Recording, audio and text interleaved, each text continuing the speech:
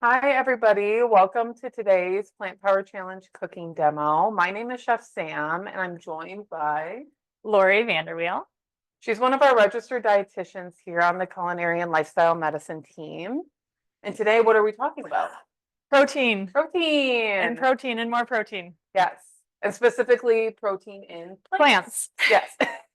Which is a thing. You can get protein from plants. You can, which is what I'm super excited about today. So I'm really excited that Sam has some amazing recipes. We've got some amazing topics to go over while she's cooking. It'll be a lot of fun. Yeah, so we're gonna make a protein packed side dish, or you could kind of make a meal out of it as well. It's a black eyed pea salad. And then we're also going to be making a protein packed dessert. We all love dessert, specifically chocolate. So we're going to be making those two things. I think we're going to start with the salad if you are cooking along with me in your home kitchen. I do have all my produce washed and I have all my ingredients gathered, but I have nothing chopped ahead of time, nothing pre-measured. So if you are cooking along with me, just know that is what I have done so far. So we're going to start with our salad, and I'm just going to start chopping things. So lots of chopping with the salad, but really good fresh ingredients. This is a really great, like, I feel like it goes over well at like a summertime barbecue as a side dish. But also you could make a full meal out of it. So I'm gonna start with a red onion, and I like to use red onion just because it's colorful. So I find it's a pretty similar taste to yellow or white onion, um, but I like to use it because it's colorful, especially when I'm working with it raw. So um, I'm gonna kind of talk a little bit about how I'm chopping things, but feel free to do your own way as well. So there's kind of two ends to an onion. There's the end where all the peel has gathered, and then there's the little bottom end that has the root. Kind of has like sometimes the like hairs. I keep the root end on. So I start by just chopping off that top part, and then I get a flat surface, which is really nice. So then I chop down through the root, and then it makes it really easy to take this peel off. Is this how you chop your onion at home? So I do go a little old school and I tend to take off both ends because I purely just forget to leave the one end cap on. However, what I've learned from the chefs here in lifestyle medicine is that leaving that end cap on really allows you to have less mess within your onion, as Sam will demonstrate in a minute. But it really allows for whether you want slices, whether you want chopped onions. But it just makes for a less mess and more consistency with those pieces as well, which Yeah, is it's nice. kind of like a built-in handle Yeah. almost, where nothing's really going to go anywhere, and you can kind of get a lot more out of your onion without getting too dangerous close to your fingers. I do feel like the red onions have a little bit of a different, I kind of actually prefer the red onions. Yeah. Sometimes I, they're a little strong for people. yeah, and that's what I So was gonna say. They're a little more pungent of yeah, a flavor. if you do really like the color of them and that's just a little strong, sometimes I chop them and soak them in some ice cold water for a few minutes. That helps. Or even like today, we're adding some red wine vinegar. Adding that right away to the chopped onion kind of quick pickles them and kind of reduces that kind of strong onion taste. That's a really good idea. It was 2 weeks ago, I believe, maybe the first week. Dr. Dudley talked about color of the rainbow, and that's where the different colors and different variety of plants can really be advantageous. So having the purple onion, no different than having a purple potato instead of a white potato, or an orange potato, or a purple carrot versus a orange carrot. There's so much value and benefit to having those different colors and those phytonutrients that are within those colors. Each of those colors, again, provide different phytonutrients and antioxidants to allow for our body to heal or even just decrease the risk of disease. Yeah. And we eat with our eyes. So it's really important that the dishes that we make are beautiful. And so we can really take advantage of the natural beauty of plants in that way. Now, if anybody's like me, I have a severe reaction to onions with my eyes. Oh, yeah. And I have contacts in today, so it actually does not impact me. But if I do not have my contacts in, I have to leave the room because it causes so much pain in my eyes. So that's also something else to, obviously pay attention to. I'm feeling a little bit of a burn, but I'm okay right now. But it Yeah. doesn't get any easier. I've been a chef for over 10 years now, Mhm. and it doesn't get any easier. So I remember having to leave the room when my mom would cut Yeah. onions. I mean, I had to literally completely leave the scene. yeah, no matter how many onions you chop for however many hours a day, it does not get any Yeah. easier. Um, so yeah, that's our onions. I chopped them up pretty nice and fine.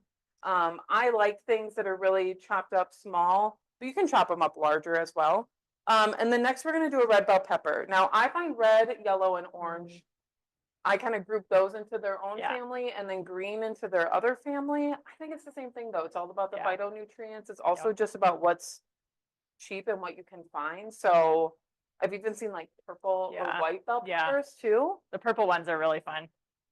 You don't find them very often, but they are fun. Yeah, I find them like in the summer at the farmers markets.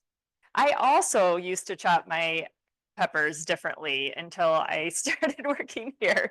And I would always core out the front, whereas Yeah. now I love doing that slices that Yeah, are so I on kind the- of chop off the full Yeah. sides Mhm. and then the bottom too. I don't want to waste that. And then all that's left is this like little stem with all the seeds.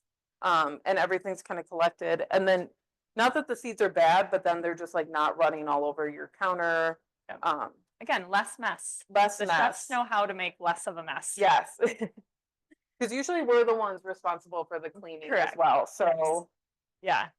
and then now that I have these flat pieces, I just kind of chop small sticks and then I kind of take those sticks and chop them into small squares. That's really all what dicing and chopping is. It's just getting them into sticks and then getting the sticks into squares. So you could also use those mini bell peppers. Those are great for snacks. And if I buy them for snacks and then I have them left over, I just chop them up and cook with them as well. So you could really use whatever color, or if you bought, the 3-pack of the red, yellow, and orange, you could use a little bit of each. So it doesn't have to be specifically red. For those that are more frugal shoppers, Aldi always has nice packs of the red and the yellow and the peppers that are just, I find, a little bit less expensive. Yes. And I tend to favor also the red, yellow, and orange peppers compared to the green. They're just a little bit more of a sweeter Yeah. nature. Green is like a little grassy for me. I don't love it in a lot of things.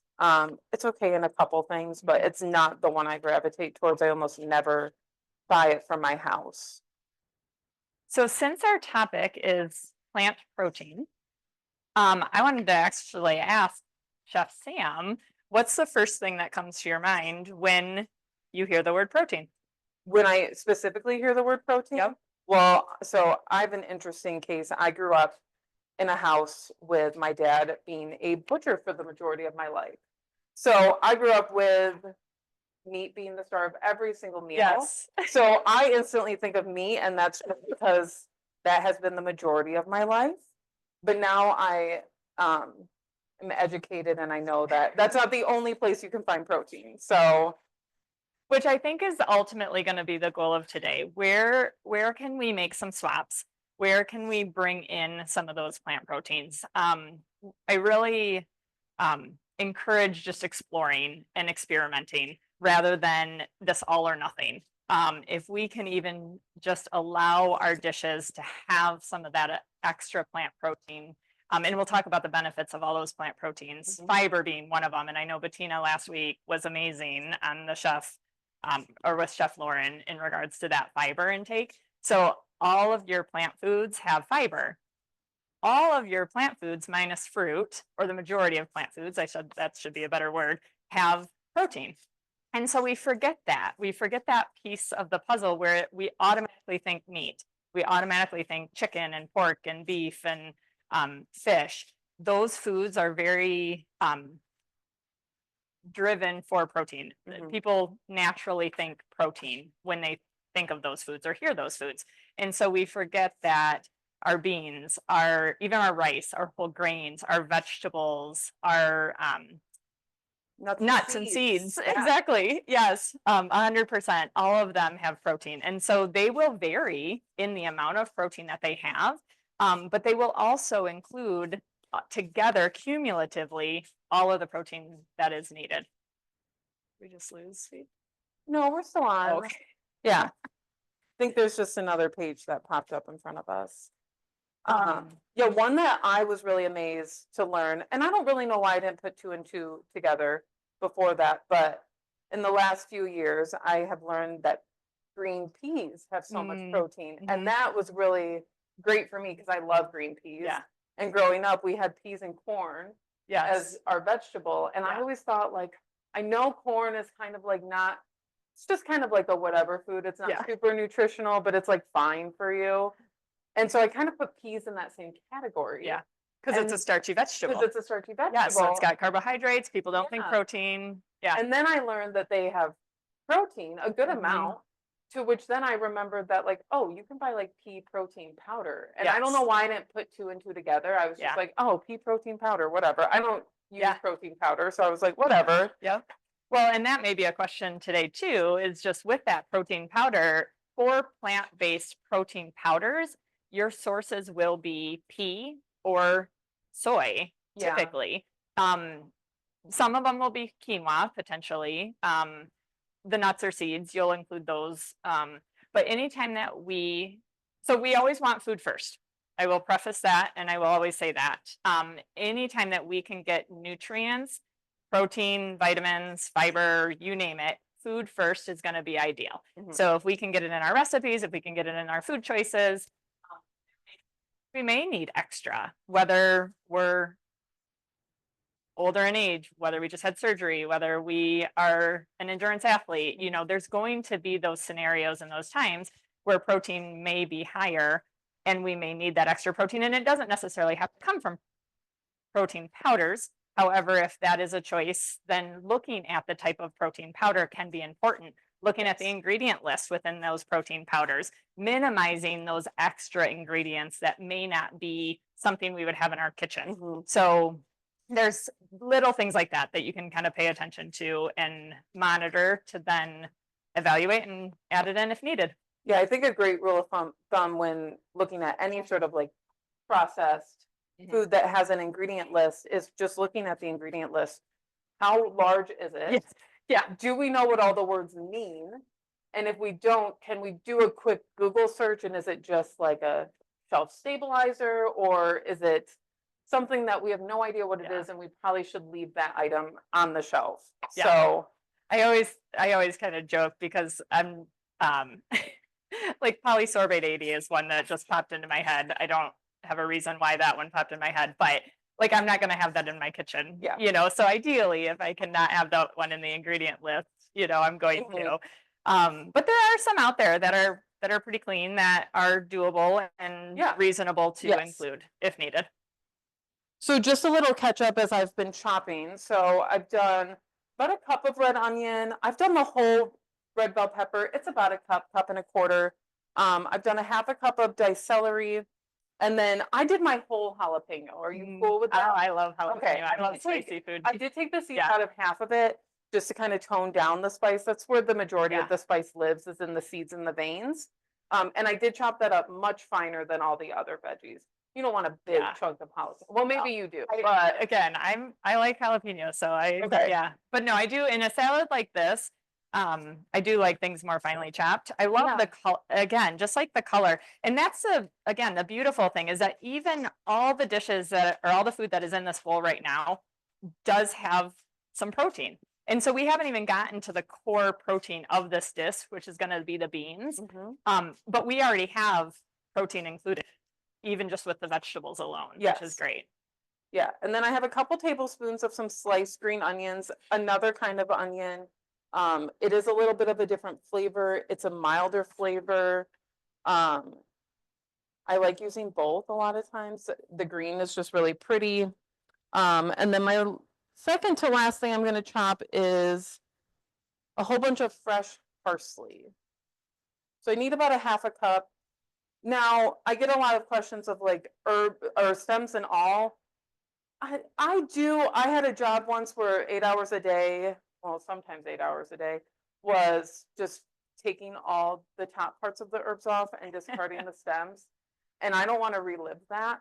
So sometimes I just kind of like bunch it up like a little flower Yeah. bouquet and just kind of rip off the really big stems.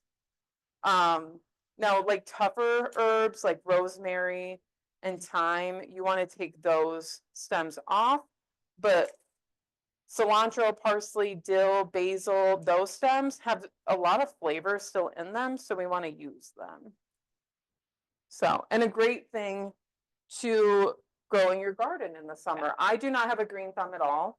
I don't either. But I I would can like grow to. I can grow herbs. Yeah. So Well, and herbs are one that you can put on a pot, on a deck, or on a porch, and they really are more durable. yes, yes, They're less apt to kill. yes. You may not be able to kill them as much as some of the other ones. Yes. Yeah, mine is in a very large, just I think plastic pot I Yeah. got at Sam's Club. And Yeah. a lot of them grow back every year. So I've had the Yeah. same chive plant Yeah. for a few Yep. years. I think parsley does come back. I think my mint comes back. But yeah, and really cheap because I don't always use that whole bundle that I get from the store. Yeah. I do store them. If I do buy them from the store, I bring them home. Herbs don't like to be wet, so I know they like shower them in the grocery store. I kind of shake off any extra water, wrap them up really nice in some dry paper towel or just a dry, clean kitchen towel. And then I put them back in that plastic bag and store them in my vegetable drawer, and they last at least a week. Sometimes if I change that towel, it'll last like 2 weeks. So I really try to get my money's worth when I do buy them. And I think that's the benefit of knowing how to store is because they really do last longer when you store things properly, even vegetables, whether you have a vegetable container that you can use or whether you use the bag with a paper towel. You know, there's multiple different methods, but that can preserve that shelf life a little bit longer. So you're not having to go to the grocery store, 2 times a week. Yeah.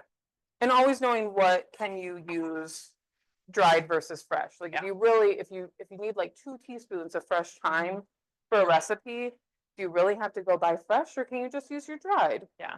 So. And that's part of where stocking your pantry so that you have a lot of those dried ingredients. So if you have things in your pantry and you're like, ooh, what am I going to make? I didn't plan. And you can then resort to those dried seasonings or dried spices or those canned goods, which we'll actually talk about canned goods too in a minute in regards to the beans as well.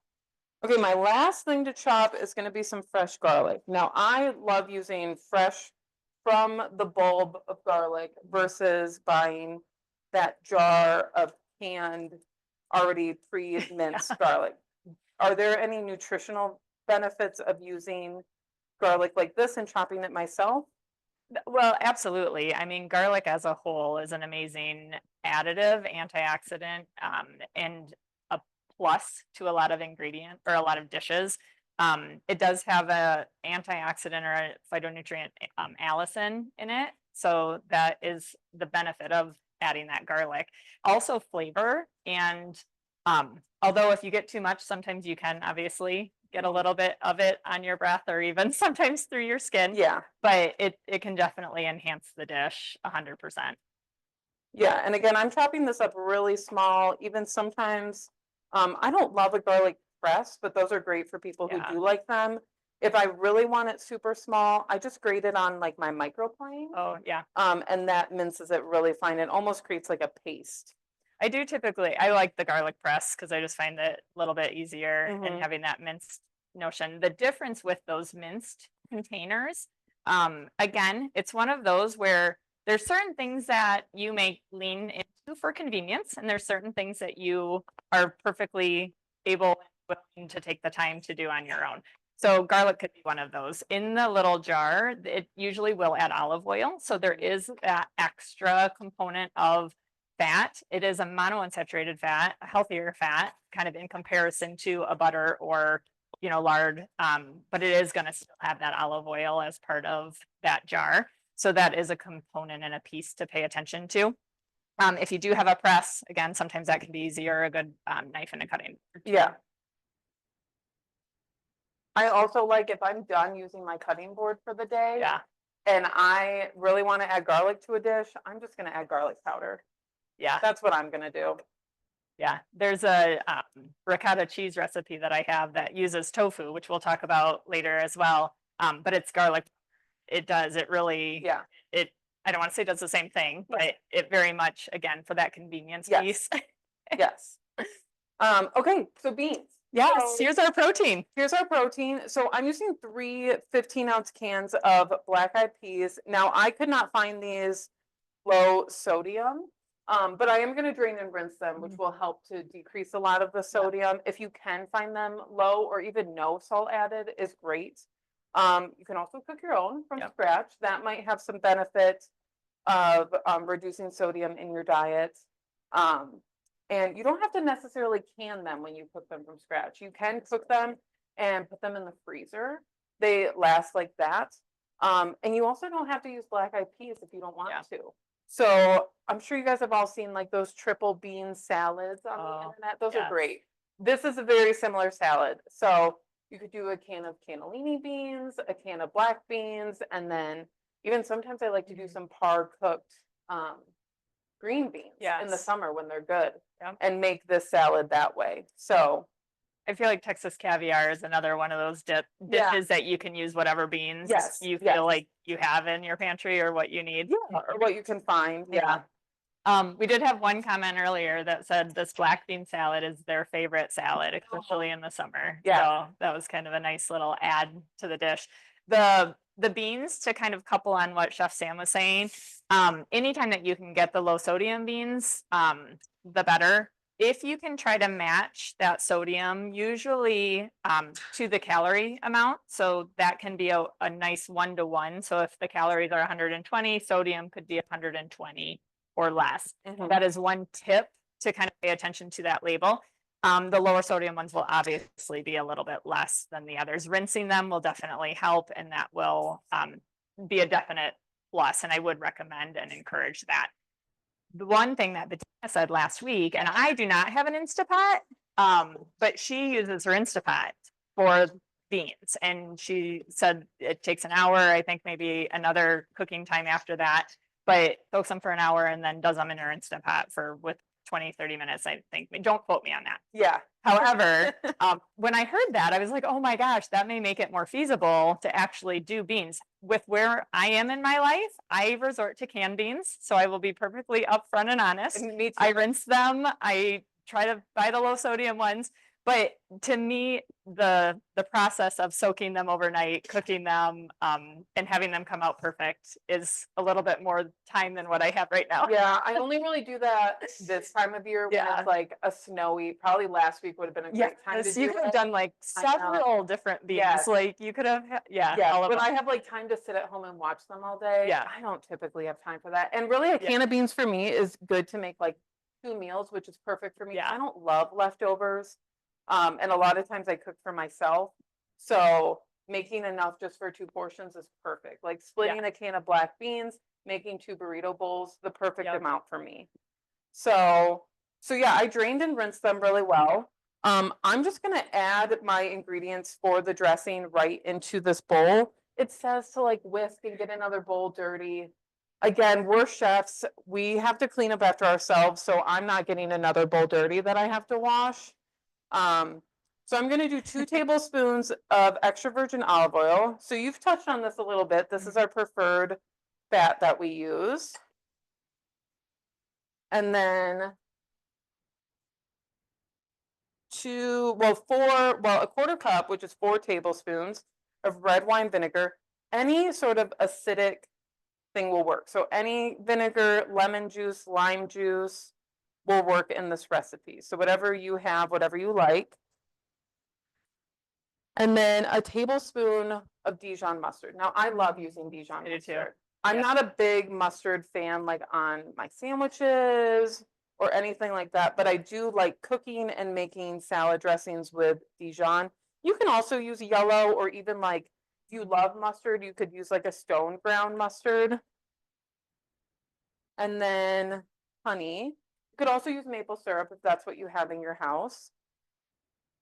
and we're gonna do a tablespoon. And if somebody is trying to cut down on sugar, you can always titrate that honey or that maple syrup based on what you feel is kind of the least amount that you can add Yeah. to make it still taste really good. Yeah, So there's always little tricks that you can kind of modify that recipe too. okay. And I have not tried the salad, so You I'm haven't? actually, oh, well, I then know. you need to try it today. I know, I was super excited that this was the one that we were doing today because of all the, I mean, and we have so many recipes here within Lifestyle Medicine. So if you guys have not gone onto our website, I know those links are shared with you guys, but definitely venture to a lot of the different recipes. And there's still some clearly that I Yeah. have not gotten to, so, which makes it fun. And then this salad, really simple seasonings, black pepper and salt. So we're gonna do a teaspoon of black pepper and a half a teaspoon of salt. Now, can you add more of anything that's in your spice cabinet? Yeah, if you want some smoked paprika, some other dried herbs, if you want extra garlic and onion powder, if you want something spicy like some Yeah. cayenne or red pepper flakes, feel free. The only thing I would say not to add more of is probably salt. Unless you've tasted it and you're like, it could Yeah. use a little bit more. But really what I do is if it needs more salt, I add more vinegar first. Oh, just, yeah. It's kind of the same taste buds, salt and vinegar. They both kind of add a lot of flavor to dishes. And so you can kind of get away with adding some extra vinegar or some lemon juice That looks to really good. dishes instead of reaching for salt first. Well, and we are in week 4 of our plant powered challenge. And so a lot of you guys, if you're following this, doing a lot of the recipes, trying some of these new foods, your taste buds may have changed. So recognize that you may not need as much salt. You may Or not sugar. want as much salt Yeah. or sugar. Absolutely. You kind of get a little bit of a reset on your taste buds and you don't get as many of the cravings. You feel more full. You are more satisfied. You know, Mhm. you start to crave some of these very colorful foods and these salads that are just, again, create just a variety of that nutrient and the taste palettes and things. Yeah, I would say that just takes time. You'll Mhm. notice in Yeah. like a year, you'll go, I always say this, in a Yes. year, you'll go to a birthday Yeah. party and you'll be like, oh, I'll have a little piece of cake. And you'll eat the cake and you'll be like, I can feel the sugar granules. Yeah. Like on your teeth. And I can, oh, and it's just, you'll be like, this is so, I don't want this. Yeah. So it just takes time. It's not 100%. a race. It just, and everybody's a little Yeah. bit different. Might take people a couple weeks, might take other people a couple months, might take Yeah. other people a couple years. So, Well, and that's what I always also encourage is take that time. Like it is not a race. It's not something that's absolute that has to be followed the next day. mhm. It's find ways to include these plant proteins. And so plant proteins in and of themselves,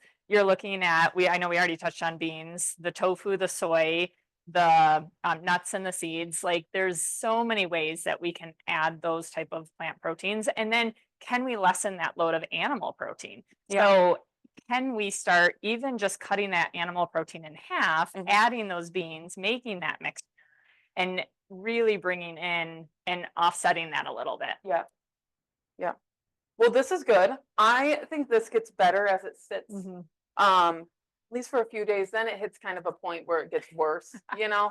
But I like it It's when like chili. yeah. When it sits for a little bit. So I'm gonna have you try it at the end. Oh yeah. I'm just gonna set it aside over here No, it and looks let it amazing. kind of like marinate. Yeah. And we're gonna make our next recipe. So this is a chocolate pudding recipe that we have. And the base of it is some silken tofu. So I'm gonna start by melting some chocolate chips over here on a double boiler. So what a double boiler is it's a couple inches of water in a small pot with then a metal or a glass bowl over top of it. And so really what that means is that the chocolate's never getting above boiling temperature, so you're not gonna burn your chocolate. So I'm gonna melt 3/4 of a cup of semi-sweet chocolate chips or dark, whatever you have in here. And while that's happening, do you want to talk to them a little bit about tofu? Absolutely. Do you like tofu? I do. I do too.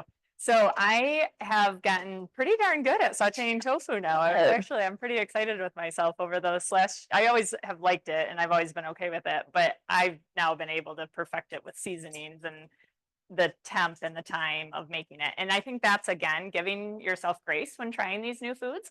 The first time that you make some of these, you may not get it right and it may not be great. And Mhm. the first thought typically is, I'm not going to do that again. I'm not going to try that again. I didn't like it. I didn't want it. The texture was awful. The taste was Yeah. awful. And so continue to try either in a different recipe, a different shape, a different form. Tofu, for example, there's extra firm.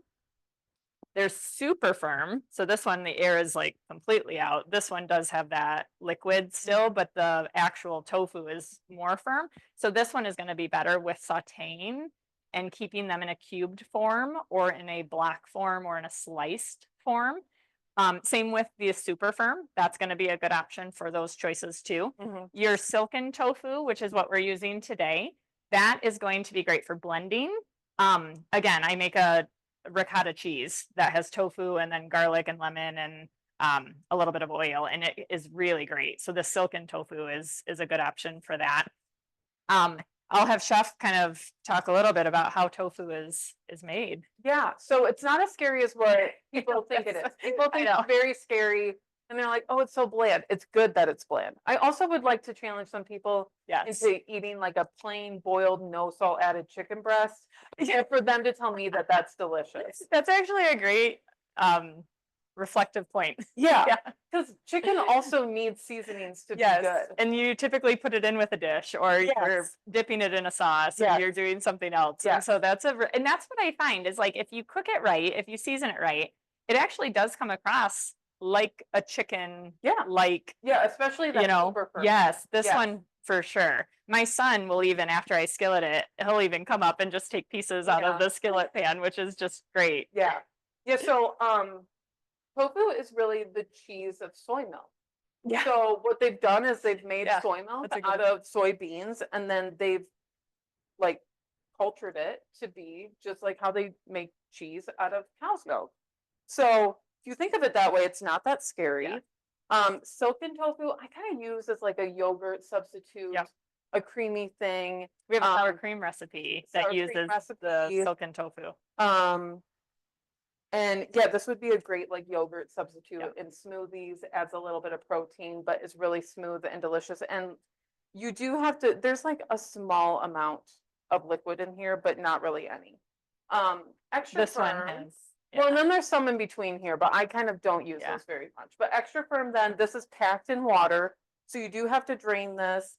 If you want it even more dense and firm, you want to squeeze out some moisture. This is a good one that I like to make Mhm. tofu scrambles out of. Oh, yep. So I like to crumble it in a pan, season it, and then make Mhm. like breakfast burritos out of it.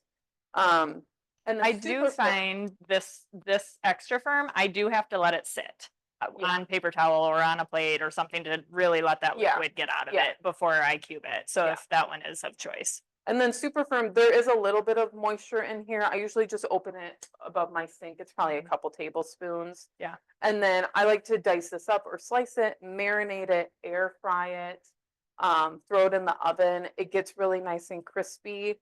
And it's just the best one. Mhm. So this is the one I reach for the most, and then probably silken and then extra firm. These are found at my Meyer just by like where mushrooms are, Mhm. or by that like plant-based Yeah. section. And you can I- freeze it if you didn't know. I have frozen it in a dish Okay. already prepared.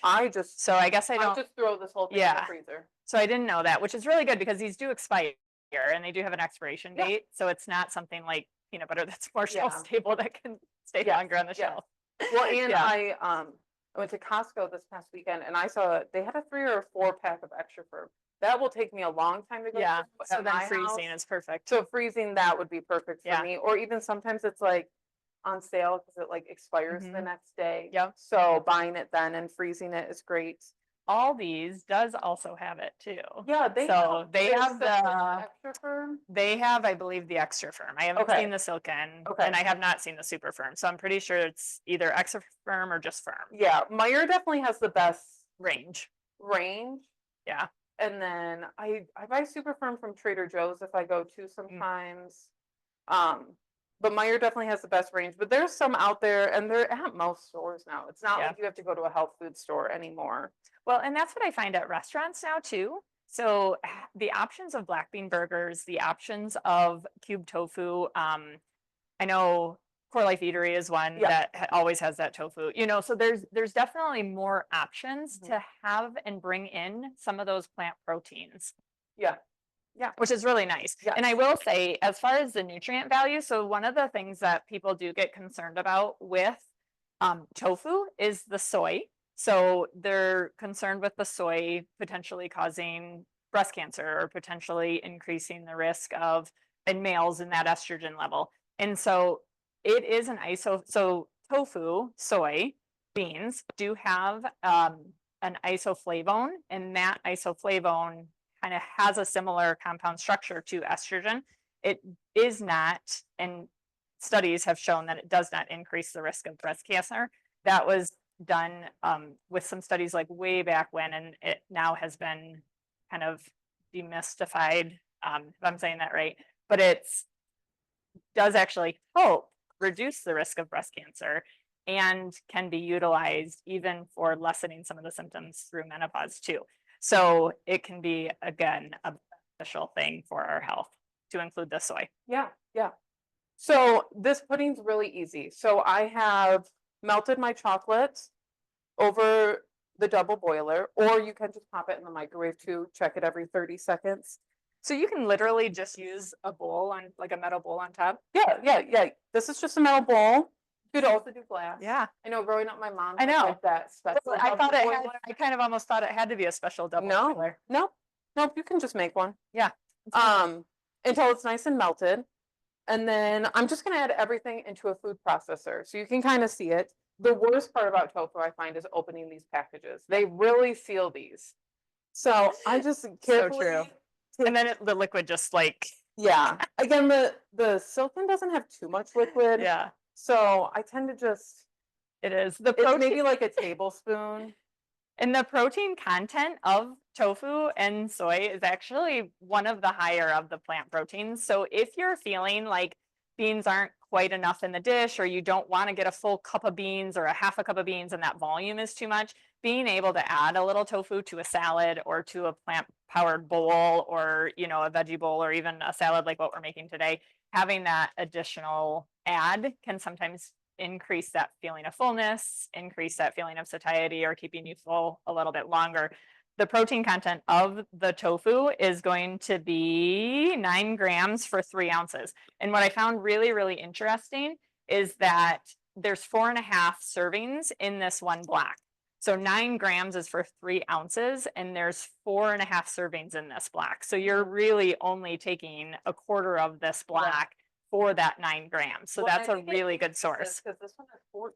Oh, and tempeh too. So tempeh is another fermented soybean, and this one has 18 grams of protein for 3 ounces. So that one is much more concentrated. Yeah.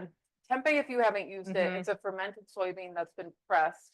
It's almost like double bagged when you go to open it.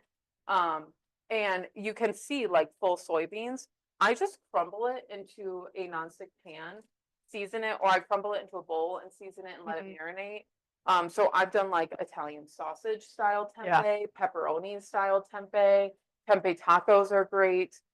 I grew up on a lot of ground beef dishes, and I find I like the texture of tempeh a Oh. lot as the replacement for that. Yeah. So I use it a lot in my house.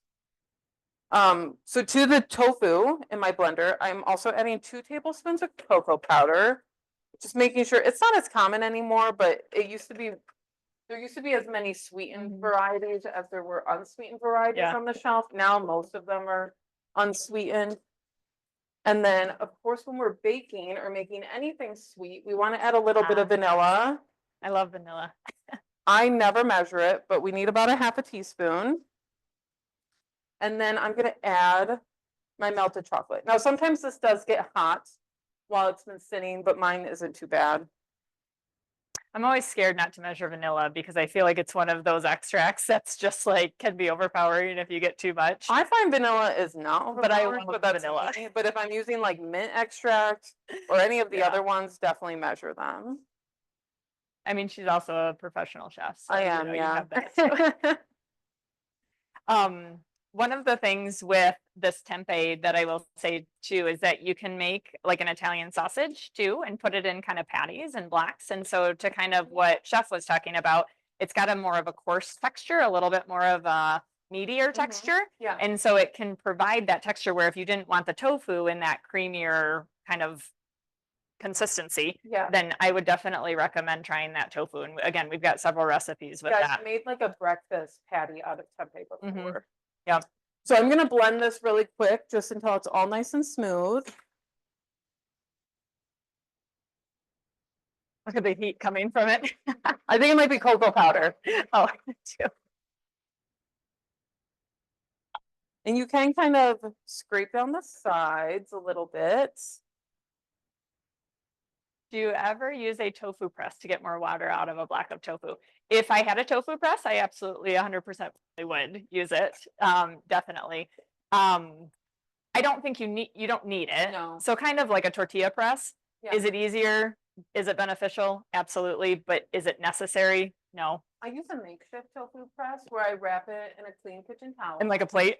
a plate, another Yeah. plate, and then like a big 28-ounce pan, a That's couple great idea. books, whatever I have on my countertop. Yeah. And that's what I use. Yeah. That's very, very true. That's a good point. So like, yes, kind of, Yeah. but not, It's kind of it's not something that you have to go out and buy. yeah, the more frugal version of the Yes. tofu press. So mine's a little bit runnier than normal, and I'm not sure why that is, but that's okay. It will Does it like say set so? up in the fridge, like Mhm. as that chocolate cools down to full temperature, it will set up in the fridge. So usually I can kind of like scoop it out. Today I'm gonna pour it out, and I like to already portion it, just because Yeah. usually this is how I serve it. But if you're on your own and you want to put this all into one container and you have self-control at night, do with that what you may. This is one of those where like you can serve it and not tell somebody that it has tofu in it, unless of course they're allergic to soy. I would not recommend that. Correct.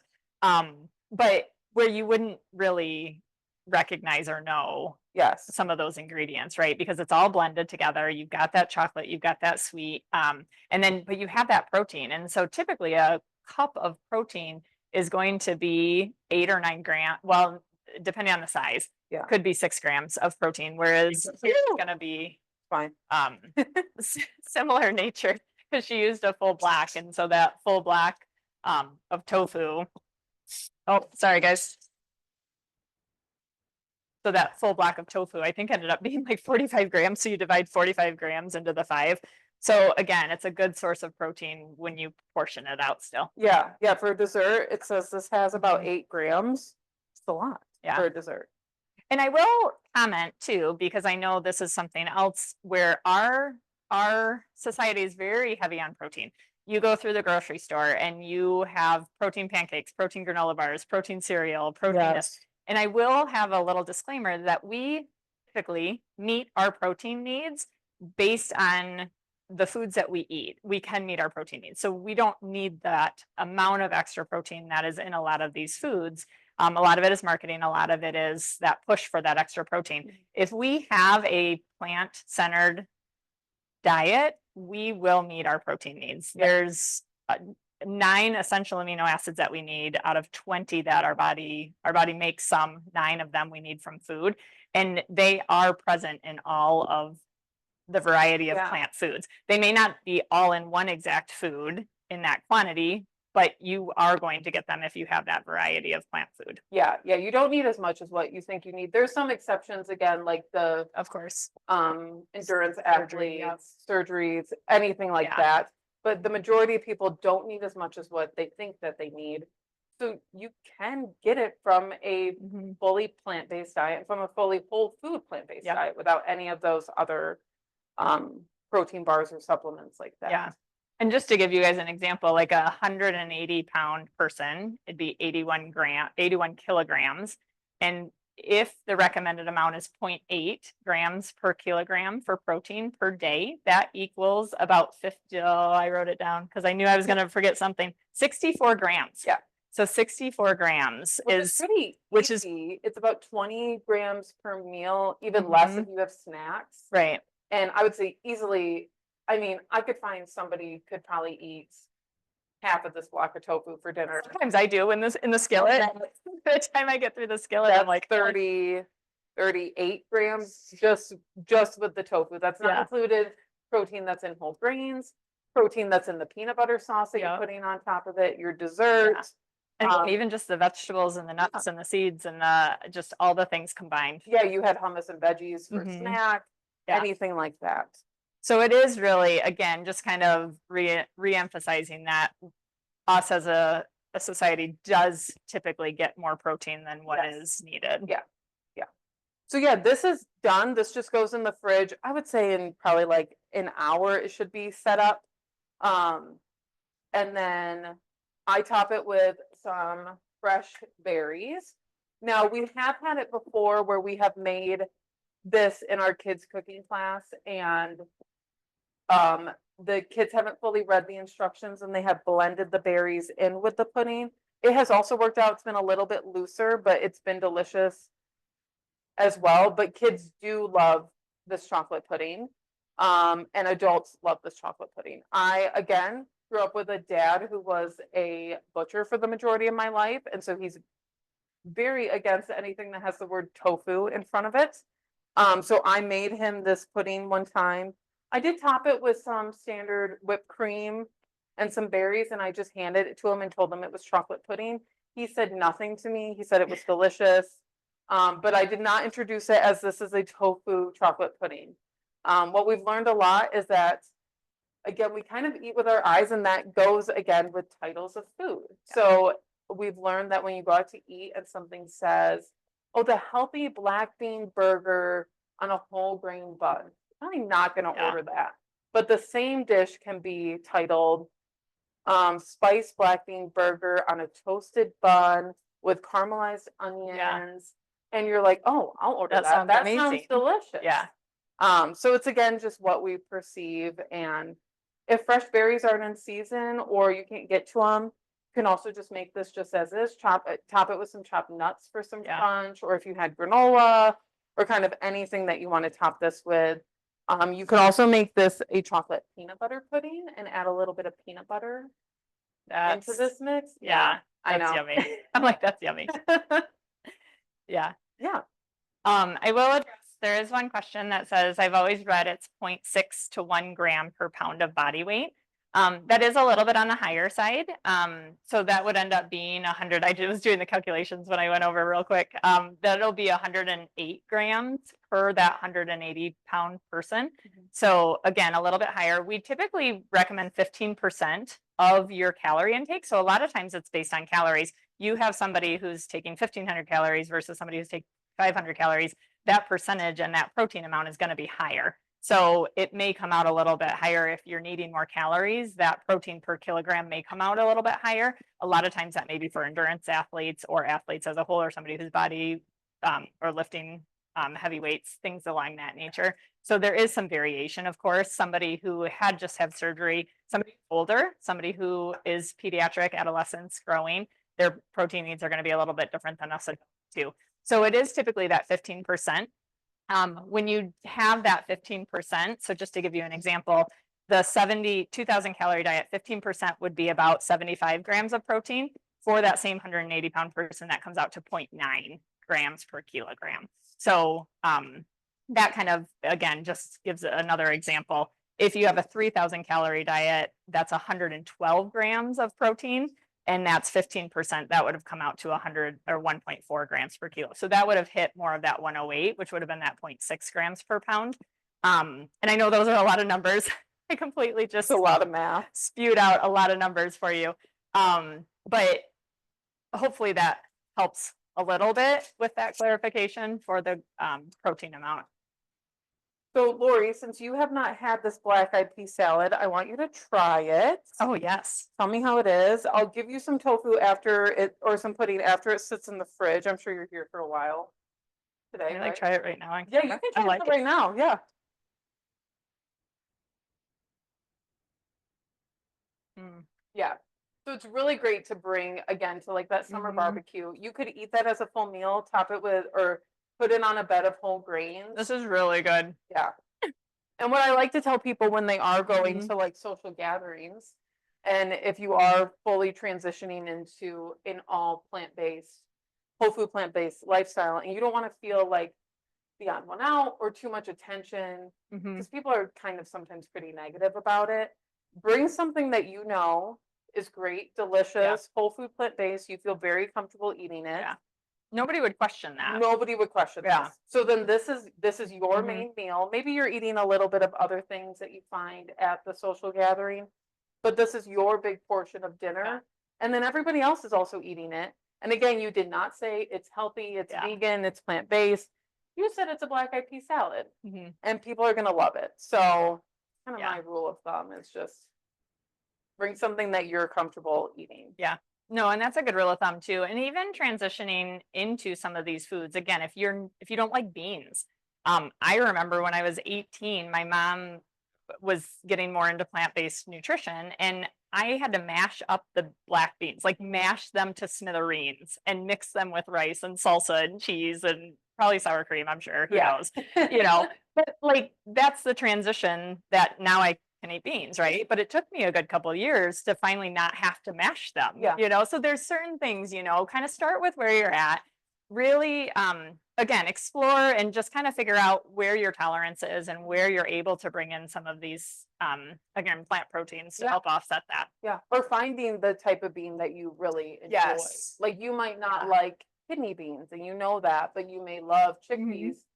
There's nothing wrong with Yeah. eating all chickpeas. Yep. It's great to have diversity in your diet, but it's also fine to Yeah. have diversity in other ways and not just beans. Like if you just eat one kind, that's great.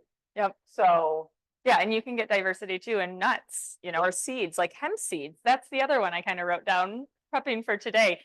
Hemp seeds are higher in protein than flaxseed or Mhm. chia seeds, but chia seeds is a really good source of calcium, you know. So having that mix and having that variety to incorporate those different nutrient values is really huge. yeah, that's another one I see a lot with protein powders, hemp. Yes. So they'll make hemp Yeah. protein powder and it may be flavored and have artificial sweeteners that we don't really want or want too Yeah. much of. But just adding, I think 3 tablespoons of hemp seeds is 10 grams of protein. Yeah, that's what I I think actually wrote down was the just 3 like grams. easy to add into a Mhm. smoothie, blend up. It doesn't really Yeah, have much 9. of a flavor. It's almost just kind of like I nutty-ish. like hemp seeds. They're kind of Yeah. a buttery. They're kind of Yes. like got Yeah. a softer Yeah, texture. they're not like too strong of a Yeah. flavor. And adding that to your smoothie and you have a protein packed smoothie. Well, so that's where I was talking with Food First is when you have those smoothies, like I have actually added beans to smoothies. Yeah. Typically the white beans because then they don't change the color, and typically the softer ones like the cannelli bean, Yeah, you know, yeah. or but even just doing a quarter cup, you're automatically going to have an extra 3 or Yeah. 4 grams of protein in that smoothie drink, you Yes. know. So Well, and good for kids too, oh, who are like 100%. super picky. You can't get them to eat anything. You make a purple Mhm. smoothie with blueberries, Yes. they'll eat almost Yeah. anything in that purple smoothie. Yeah. So And it is how you present it. Like if you've got a bright green smoothie because you added spinach, have it be like associate it with the Hulk or associate it a with monster, a Halloween, yeah, Shrek, yes, anything. Shrek. I love it. It's a Shrek smoothie. Or if you know kids are not going to take well to that, buy an opaque glass. Yes, but I always had those colored cups when my Yes. kids were little. Lid With and the a straw. and then they You don't couldn't even see the color. Yeah, yes.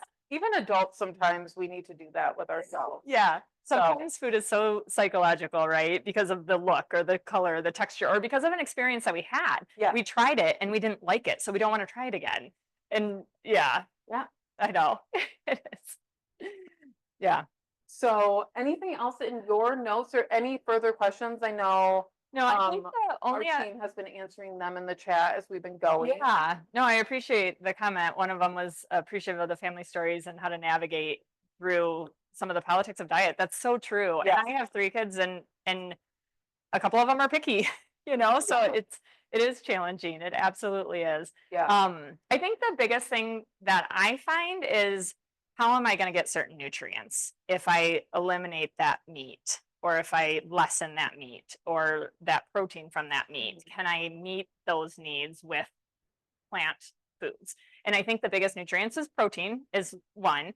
Calcium is another one. Iron is the other one. And zinc. Those ones tend to be the ones that are kind of high up there with Probably B12 that. as well. Oh my gosh. I feel like that's the Don't worry, obvious I got one. it, I got Clearly that's, this is why we work together. So actually B12 is one that I will mention first because we will not get B12 when eating a plant powered. It's not food, found naturally but in it's- any plant Yeah, because it's sources. found in microorganisms, Yeah. actually. It's found in the soil. And because we've become more sanitized and sanitary, we now don't have that in Yeah, our. sometimes they put it in like soy milk. They'll like Yep. reinforce B12 Yeah. in soy milk. Nutritional yeast will have some Yeah, B12 nutritional too. yeast is great. Yeah, so that's definitely a supplement that is important. Vitamin D as well, Mhm. just living in Michigan, where we're at, the Yeah. dreary winters, that's another vitamin. Iron is definitely something that we can get from those plant foods. So our body can regulate kind of absorption of iron in our stomach of if we have too much or too little, and kind of help regulate that. But your kale, your oats, your beans, your broccoli. I mean, and these ones will fit calcium, iron, zinc, your dried fruit, your seeds, your nuts, Mhm. your greens, your tofu, your soybeans, your kale. Kale for calcium is 4-ounce serving is equivalent to 1 cup of milk for calcium. Nice. So, I mean, just adding that to the smoothie, Yeah. right, can bring that calcium up quite a bit. Yeah, and I would say just always go get your blood work done with your Yeah. doctor and see what they say. Be like, oh, I changed into Yeah. almost a fully plant-based diet. I'm feeling fine, but has anything changed? Sometimes we don't always feel No, and that's when a we big have like tip. low vitamin D in our body, Yep. but sometimes we do. So Yeah. just getting it checked every so often with your doctor and Yeah, and same with women, especially through those menstruating years. Iron is a huge piece of the puzzle. There's actually studies that don't show somebody who's following a well-balanced plant-based diet. I'm not Mhm. talking just carbohydrates and Yeah. bread and noodles, but a well-based plant-based diet don't show significant difference with somebody that's more of a meat eater as far as the iron. Now, again, not to say that that doesn't still increase the risk of anemia during those Mhm. years, which is why, to your point, getting those checked is really beneficial. And then ramping up those foods that are sources of iron. Mhm. Yeah, and those can be really easily found just Mhm. online. Look up Yeah. high iron sources from plant foods, and you'll find Yeah. it really easily. So Yeah, beans is a good one. yeah, Tofu is a good one too. yeah. Well, Yeah. if there's no other questions or comments, we're getting close to our end time, so I don't want to leave. I don't want to keep you guys for too long. But yeah, I was going to say week 4. This We're I in know the finale. this is the last cooking demo. I know there's a couple more events going on within the Plant Power Challenge, but we just wanted to say thank you so much Yes. for being a part of the 2025 Plant Power Challenge. It's been so great this year. And we appreciate everybody that's here, and we just say good luck on your journey. Yes, Yeah. it's a journey and it takes a while, Yeah. you know, and it's a roller coaster. It's not a race, sometimes. and we're all a Yeah. little different. So take your time, Yeah. enjoy it. And yeah, we're here with any questions as always. Yeah, So thank you guys very much for joining us today. yeah, thank you guys.